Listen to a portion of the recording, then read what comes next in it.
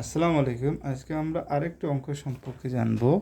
অঙ্কটাতে বলা হয়েছে একটি গ্রামের মোট জনসংখ্যা হচ্ছে 5/9 ভাগ লোক পুরুষ। যদি পুরুষের 30% বিবাহিত হয় তাহলে মোট জনসংখ্যার শতকরা কতজন মহিলা অবিবাহিত।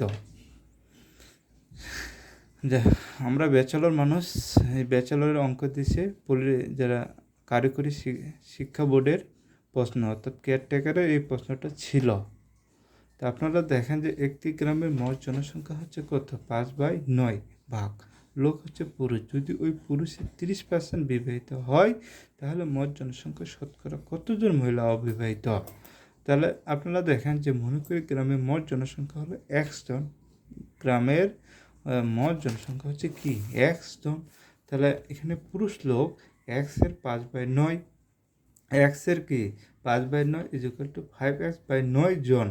তাহলে মহিলা x - 5x/9, তাহলে মহিলা হচ্ছে x - 5x/9, তাহলে 9x - 5x/9, তাহলে হচ্ছে 4x/9 = জন।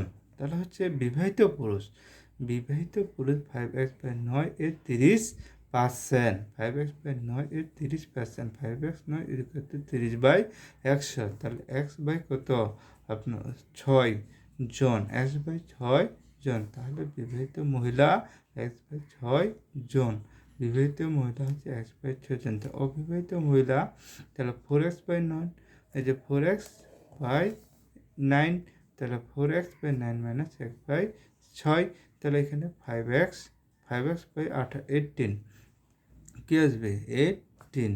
তাহলে শতকরা অবিবাহিত মহিলা 5x/18 × 100, তাহলে 5x/18 × 1/x হচ্ছে 100%। 100%কে আমরা যদি ক্যালকুলেশন করি তাহলে আসবে আপনার 27 পূর্ণ